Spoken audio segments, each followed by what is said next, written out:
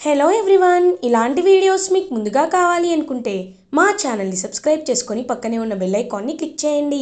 Upcoming రివ్యూలోకి వెళ్ళిపోదాం. ప్రేమ్ రమాదేవి చేసిన మోసాన్ని మర్చిపోయి క్యాబ్ డ్రైవ్ చేయడానికి బయటికి వస్తాడు. కరెక్ట్గా అప్పుడే ప్రేమ్ క్యాబ్లో వజ్రపాటి కౌశికి, జగదాత్రి నుండి వజ్రపాటి కౌశికి ప్రేమ్ కార్ని ఎక్కుతుంది. ఎక్కి సురేష్తో ఫోన్లో మాట్లాడుతూ ఉంటుంది.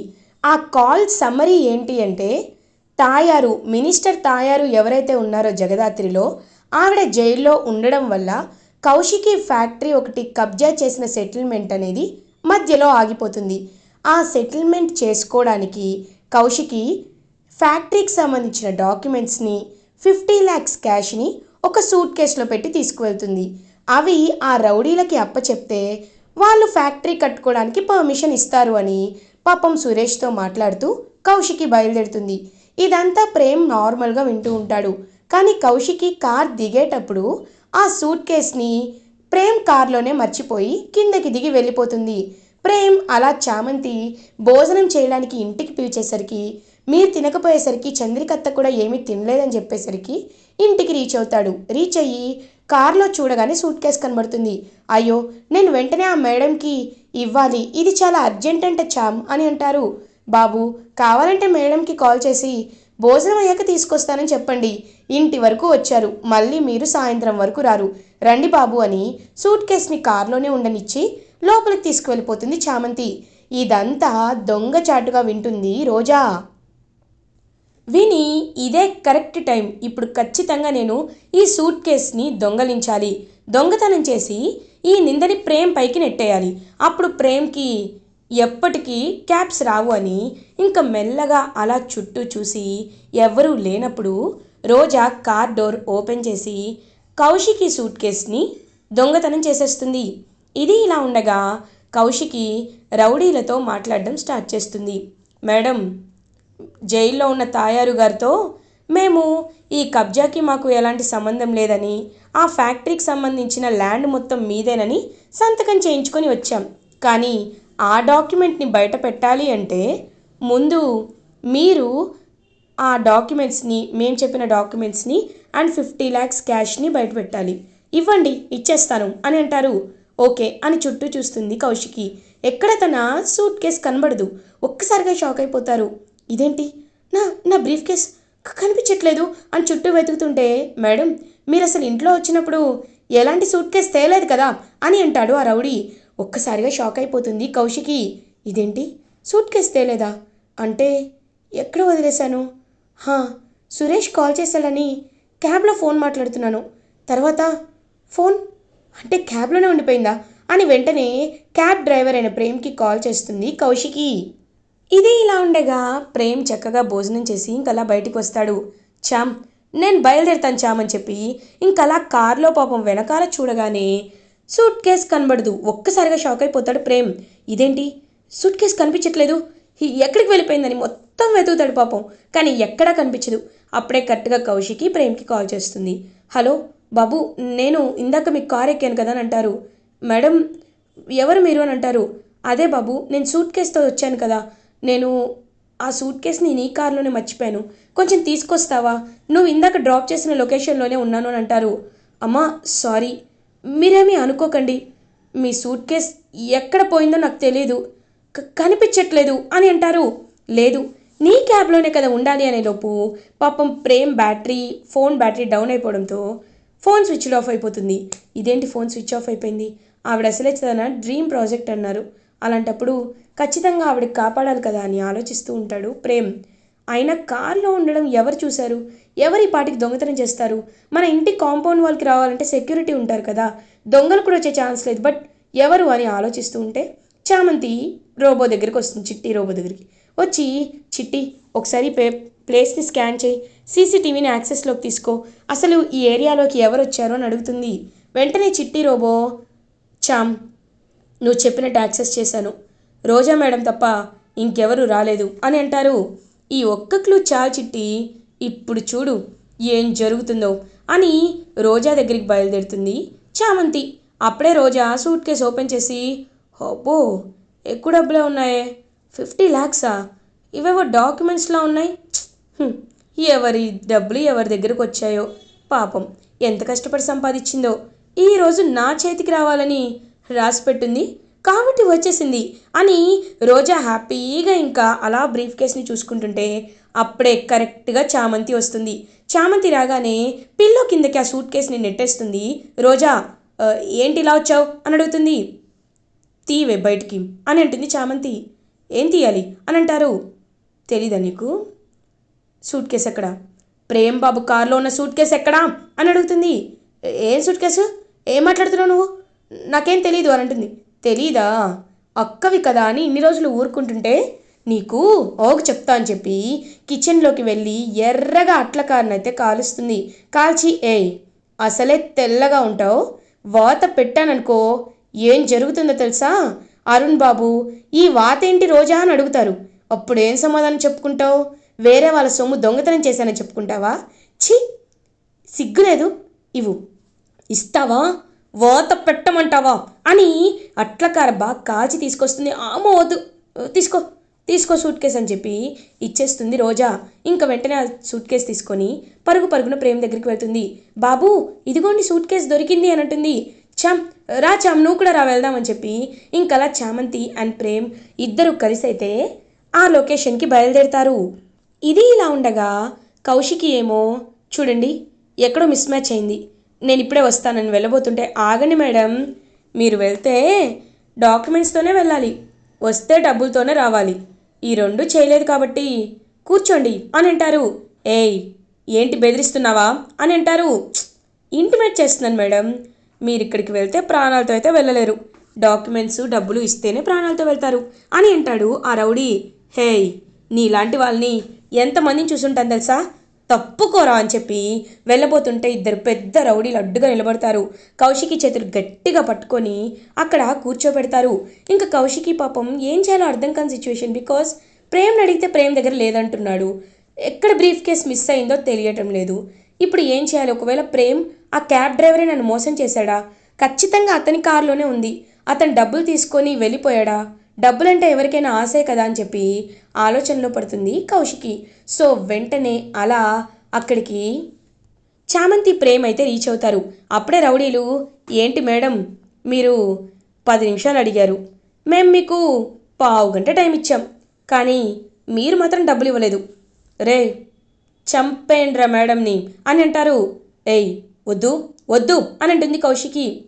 నిజం చెప్పాలంటే 50 లక్షలు మాకు ఫ్రీగా వచ్చినట్టే మేడం, మినిస్టర్ తాయారు గారు మిమ్మల్ని రాజీకి పిలిచారు, సెటిల్మెంట్కి పిలిచారు అనుకుంటున్నారా? ఇలా చెప్పి మిమ్మల్ని పిలిపించి మిమ్మల్ని చంపేమని మాకు 5 కోట్ల సుపారీ ఇచ్చారు. ఈ 50 లక్షలు బోనస్గా వస్తుందనుకొని కొంచెం నమ్మించడానికి టైం ఇచ్చాం, కానీ మిమ్మల్ని ఇప్పుడు ఆ దేవుడు కూడా కాపాడలేడు అని కత్తి కరెక్ట్గా అలా పొడవబోతుంటే ఒక చెయ్యి అడ్డుపడుతుంది. ప్రేమ్ని చూసి ఒక్కసారిగా రౌడీలు షాక్ అయిపోతారు. కౌశికి చాలా హ్యాపీగా ఫీల్ అవుతుంది. ఇంకా చామంతి కూడా కొంతమంది రౌడీలని కర్రతో కొడుతూ ఉంటే ఇంకొంతమంది రౌడీలని బాగా కొడతాడు ప్రేమ్. ఇంకలా చామంతి ప్రేమ్ ఇద్దరు కలిసి కౌశికిని సేవ్ చేస్తారు. కౌశికి చాలా హ్యాపీగా ఫీల్ అవుతుంది. థ్యాంక్ యూ సో మచ్, నీ పేరు అని అంటుంది. ప్రేమ్ మేడం అని అంటారు. ప్రేమ్, ఇవాళ నువ్వు నా లైఫ్ని సేవ్ చేసావు అండ్ నా ప్రెస్టేజ్ని కూడా సేవ్ చేసావు. నిజంగా ఒకవేళ నీకు ఎలాంటి హెల్ప్ కావాలి అన్నా నువ్వు నాకు కాల్ చేయి, నేను నీకు ఖచ్చితంగా హెల్ప్ చేస్తాను. ఓకే, విజిటింగ్ కార్డ్ తీసుకో, ఈ 50 lakhs నువ్వే ఉంచుకో అని అంటుంది కౌశికి. మేడం, వద్దు మేడం, నాకు డబ్బు అవసరమే, కానీ నా కష్టంతో నేను డబ్బును సంపాదించాలనుకుంటాను, ఊరికే కాదు మేడం అని అంటారు. ఇది నీకు ఇస్తున్న రివార్డ్ ప్రేమ్, నా ప్రాణం ఖరీదు 50 లక్షలే అని నేను అనుకోవటం లేదు కదా, నువ్వు నా వాల్యుబుల్ ప్రాణాన్ని కాపాడావు కాబట్టి ఈ 50 lakhsని నేను నీకు ఒక సిస్టర్గా ఇస్తున్నాను అనుకో, నువ్వు నా బ్రదర్ లాంటి వాడివి, తీసుకో, ఏం పర్లేదు. నీలాంటి వాళ్ళు ఖచ్చితంగా సమాజంలో ఉండి తీరాలి. బ్రీఫ్ కేసులో డబ్బులు చూసినా తీసుకువెళ్ళిపోకుండా మా కోసం మళ్ళీ వెనక్కి వచ్చావు. నీలాంటి క్యారెక్టర్ ఇప్పట్లో ఎవరెక్కువ ఉండరు, 99% ఉండరు, కాబట్టి నేను నీకు ఇస్తున్న డబ్బుల్ని నువ్వు తీసుకోవాల్సిందే, ఖచ్చితంగా తీసుకోవాల్సిందే అని ఆ 50 lakhsని ప్రేమ్కే ఇచ్చేస్తుంది కౌశికి. మేడం మిమ్మల్ని డ్రాప్ చేస్తానని చెప్పి ఇంకా అలా ప్రేమ్ చామంతి ఇద్దరు కలిసి కౌశికిని డ్రాప్ చేసి ఇంటికి వచ్చేస్తారు. ఇంకా సూట్ కేస్ని చంద్రిక చూస్తుంది. బాబు ఏంటిది అని అడుగుతారు. అప్పుడే హర్షవర్ధన్ కూడా అక్కడికి వస్తారు. చందు, ఇది ఎలా చెప్పాలో నాకు అర్థం కావట్లేదు. ఒక మిరాకిలే అనుకోవచ్చు. ఒక పెద్ద బిజినెస్ మ్యాగ్నెట్ అనుకుంటా ఆవిని సేవ్ చేశాం. ఆవిడేమో ఈ 50 lakhs నాకు ఇచ్చింది అని అంటారు. బాబు, దీన్నే అదృష్టం అంటారు బాబు. మీకు ఏ దేవుడు తలుచుకున్నాడో అదృష్టం డబ్బు రూపంలో వచ్చింది. అయినా ఒక మనిషి ప్రాణాలని మీ ప్రాణాలు తెగించి కాపాడారు కాబట్టి ఆ డబ్బులు మీకు ఇచ్చారు. మరి డబ్బులతో ఏం చేయాలనుకుంటున్నారు బాబు అని అడుగుతుంది చామంతి. చామ్, తెలుసు కదా, సమ్మిట్ ఎలాగో పోయింది కాబట్టి ఇప్పుడు ఫ్యాషన్ డిజైనింగ్ వైపు వెళ్ళాలా లేకపోతే ఇంకా వేటి వైపు వెళ్ళాలా అని ఆలోచిస్తున్నాను అని అంటారు. బాబు, మీరు వేసే డిజైన్స్కి టాలెంట్కి ఖచ్చితంగా క్యూ కడతారు. కాబట్టి ఇంటర్నేషనల్ సమ్మిట్ అయిపోయింది కాబట్టి డోర్స్ క్లోజ్ అయిపోయినాయి, ఛాన్స్ లేదు కాబట్టి మీ సొంతగా ఒక డిజైనర్ స్టూడియోని పెట్టుకోండి బాబు. అప్పుడు ఖచ్చితంగా మీకు కాంట్రాక్ట్స్ వస్తాయి కదా అని అంటుంది చామంతి. ఇంకా వెంటనే ఆలోచనలో పడతాడు ప్రేమ్. చామ్, నువ్వు అంటుంది అని అనేలోపు ప్రేమ్కి ఫోన్ కాల్ వస్తుంది. హలో మిస్టర్ ప్రేమ్ కుమార్, మేము మీకు ఒకటి ఇన్ఫామ్ చేయాలి అనుకుంటున్నాం. ఇంటర్నేషనల్ సమ్మిట్ రేపటి వరకు ఎక్స్టెండ్ అయింది. మీ డిజైన్స్ని తీసుకొచ్చి చూపించాలనుకుంటే చూపించవచ్చు అని రిసెప్షనిస్ట్ కాల్ చేస్తారు. ఇంకా వెంటనే ప్రేమ్ ఆ ఆనందానికి అవధులు ఉండవన్నమాట. అప్పుడే రమాదేవి, రోజా, అరుణ్ కూడా వచ్చి చూస్తూ ఉంటారు. చందు అని చెప్పి ఇంకా గిరగిరా తిప్పుతూ ఉంటాడు ప్రేమ్. బాబు బాబు ఏమైంది బాబు అని అడుగుతారు. చందు, ఇప్పుడే ఇప్పుడే ఇంటర్నేషనల్ సమ్మిట్ వాళ్ళు కాల్ చేశారు చందు. కాల్ చేసి వాళ్ళు ఖచ్చితంగా మమ్మల్ని రేపటి వరకు టైం ఎక్స్టెండ్ అయిందని చెప్పారు. అంటే నేను రేపు వాళ్ళ దగ్గరికి వెళ్ళి డిజైన్స్ చూపించచ్చు చందు అని అంటాడు. ఒక్కసారిగా ఇంకెంతో హ్యాపీగా ఫీల్ అవుతారనమాట. అలా చామంతి అండ్ చంద్రిక అయితే, బాబు చెప్పానా, అదృష్టం అనేది తోడుగా ఉంటుంది. ఒక విషయంలో ఎప్పుడైనా దేవుడు అన్యాయం చేసినా ఇంకొక విషయంలో మీకు న్యాయం చేస్తాడు బాబు. మీరు ఎప్పుడు మనస్ఫూర్తిగా అందరినీ మంచిగా ఉండాలని కోరుకుంటారు కదా, అందరి సుఖం సంతోషమే కోరుకుంటారు కదా. అలాంటప్పుడు దేవుడు కూడా మీకు ఎందుకు అన్యాయం చేస్తాడు? అందుకే ఈ విధంగా అదృష్టాన్ని తీసుకొచ్చాడు. కాబట్టి రేపు వెళ్ళి సమిట్లో డిజైన్స్ చూపించండి బాబు. చూపించిన తర్వాత వాళ్ళ డిజైన్స్ ఇంప్రెస్ అయితే మనం ఒక డిజైనర్ స్టూడియో పెడుతున్నామని, కావాలంటే కాంట్రాక్ట్ ఇవ్వండి అని వాళ్ళని బిజినెస్ పార్ట్నర్స్గా చేసుకోండి. అప్పుడు ఖచ్చితంగా వాళ్ళు మీకు పార్ట్నర్స్ అవుతారు. మీరు ఎవరి కింద పనిచేయక్కర్లేదు, మీ ఓన్ స్టూడియో మీరు పెట్టుకోవచ్చు బాబు అని అంటుంది చామంతి. చామ్, నువ్వు చెప్తున్న ఐడియా బాగానే ఉంచాం, అయితే రేపు అలాగే చేస్తాను అని అంటారు. రోజా, రమాదేవి ఇదంతా చూస్తూ చాలా జలస్గా ఫీల్ అవుతారు. ఇంకా వెంటనే రోజా, అత్తయ్య గారు, మనం వేసిన ప్లాన్ ఫ్లాప్ అవడమే కాకుండా ఒకే దెబ్బకి 2 పిట్టల్లాగా ఆవిడెవరో ప్రేమ్కి 50 lakhs ఇచ్చింది. ఇప్పుడేమో సమ్మిట్ 1 day ఎక్స్టెండ్ అయింది. ప్రేమ్ చాలా అదృష్టవంతుడు అని అంటారు. ఇంకా రోజా అలా అనగానే అరుణ్, వాడేం అదృష్టవంతుడు, రేపు సమ్మిట్కి వెళ్తే కదా అదృష్టవంతుడు అవ్వడానికి, వాడు వెళ్ళడు కదా అని అంటారు అరుణ్. ఏంటి సార్, ఎప్పుడు బిజినెస్ మెన్లా ఆలోచించేవాళ్ళు ఇప్పుడు రౌడీలా ఆలోచిస్తున్నారా అని అంటుంది. తప్పదు రోజా, కొన్నిసార్లు కావాలి అంటే తప్పదు కదా అని అంటారు. కానీ బాబు, రేపు మీరు మంచి సూట్ వేసుకొని వెళ్ళాలి బాబు అని పాపం చామంతి ఏమో ప్రేమ్తో హ్యాపీగా చెప్తూ ఉంటే, హలో చామంతి గారు, మీరు కూడా నాతో పాటు రావాలి అని అంటారు. నేనెందుకు బాబు అని అంటారు. అక్కడ డిజైన్స్ని స్టిచ్ చేయించి మోడల్గా ఉండదు నువ్వే కదా, నా డిజైన్స్కి బ్రాండ్ అంబాసిడర్ నువ్వే కదా అని అంటారు. అవునా, ఇదెప్పుడు చేశారు అని అడుగుతారు. ఇప్పుడే అనుకున్నాను అని అంటాడు ప్రేమ్. ఇంకలా నవ్వుతూ ఉంటే హర్షవర్ధన్, రే నాకు చాలా హ్యాపీగా ఉందిరా, నువ్వెప్పటికీ ఇలానే నవ్వుతూ సంతోషంగా ఉండాలని కోరుకుంటున్నాను అని ఇంకా పాపం ఎంతో హ్యాపీగా ఫీల్ అవుతారు. ఇంకా అలా రమాదేవి ఏమో లాభం లేదు, రేపు వాడిని సమ్మిట్కి వెళ్ళే దారిలోనే రౌడీలతో అటాక్ చేయించాలి, అప్పుడే ప్రేమ్ హాస్పిటల్లో అడ్మిట్ అవుతాడు అని రమాదేవి అరుణ్ అక్కడి నుండి వెళ్ళిపోతారు. రోజాకు డౌట్ వస్తుంది, అసలు ఏంటిది, ఎక్కడైనా నిజంగా అన్నదమ్ములకి గొడవ ఉందంటే అనుకోవచ్చు, అక్క చెల్లెలకు గొడవ ఉందంటే అనుకోవచ్చు, వేరే శత్రుత్వం అంటే అనుకోవచ్చు, బట్ ఇదంతా చాలా డిఫరెంట్గా ఉంది. రమాదేవి ప్రేమ్ కన్న తల్లి, కానీ అరుణ్ సార్ని గెలిపించాలని రమాదేవి ఇంత ప్లాన్ చేస్తుందా ప్రేమ్ పైన? కనీసం తనకి ప్రేమ్ ఒక కొడుకు అనే ఆలోచన కూడా లేకపోవడం ఏంటి? ఇదంతా చూస్తుంటే ఖచ్చితంగా ఏదో జరుగుతుంది. అసలు ప్రేమ్ ఈవిడ కన్న కొడుకేనా, లేకపోతే ఇంకేదైనా విషయాలు దాచున్నాయా, అది ఎవరికి తెలియకుండా దాచిపెడుతున్నారా? ఖచ్చితంగా తెలుసుకోవాలి, తెలుసుకొని తీరాలి అని అనుకుంటుంది రోజా. ఇది ఇలా ఉండగా చామంతి పాపం అలా కూర్చొని ఉంటే చంద్రిక చామంతి దగ్గరికి వస్తుంది. ఏంటి చామంతి, ఇంకా భోజనం చేయలేదా? రా భోజనం తినిపిస్తాను అంటుంది. అత్త అత్త, ఒక్క నిమిషం అత్త, నేను ఎప్పటి నుండో అడుగుతున్నాను, కానీ ఇప్పుడు అడగచ్చో లేదో అర్థం కావట్లేదు.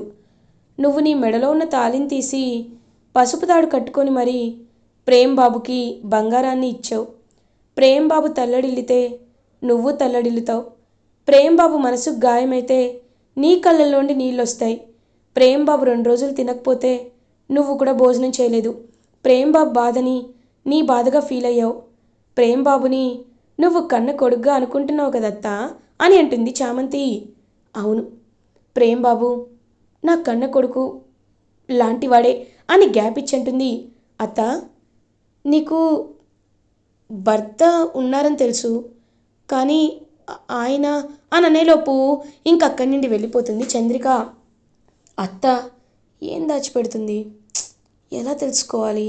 స్వామి వాయుపుత్ర, నాకెప్పటి నుండో మనసులో ఉన్న కోరిక, అత్త వాళ్ళ హస్బెండ్ ఎవరో తెలుసుకోవాలి, అత్తని పెళ్లి చేసుకున్న మంచి పుణ్యాత్ముడు ఎవరో తెలుసుకోవాలి అని పాపం అలా ఆలోచించుకుంటూ వెళ్తుంటే వాయుపుత్రుడు ఆంజనేయ స్వామి ద్వారా ఒక పెద్ద గాలి అనేది వస్తుంది. ఇంకా గాలి రాగానే వెంటనే ఒక ఫోటో కిందకి ఎగిరి పడుతుంది. ఏం ఫోటో ఇది అని వెంటనే ఫోటో చూడగానే అది హర్షవర్ధన్ అండ్ చంద్రికల పెళ్లి ఫోటో. ఒక్కసారిగా ఆ ఫోటోని చూసి షాక్లో ఉండిపోతుంది చామంతి.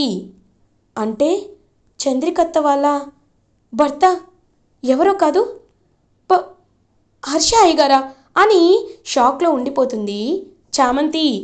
ఇలా ఎపిసోడ్ ఎండ్ అవుతుంది. ఫర్దర్ ఎపిసోడ్ రివ్యూస్ ముందుగా మీకు కావాలి అనుకుంటే మా ఛానల్ని సబ్స్క్రైబ్ చేసుకోండి. Thanks for watching.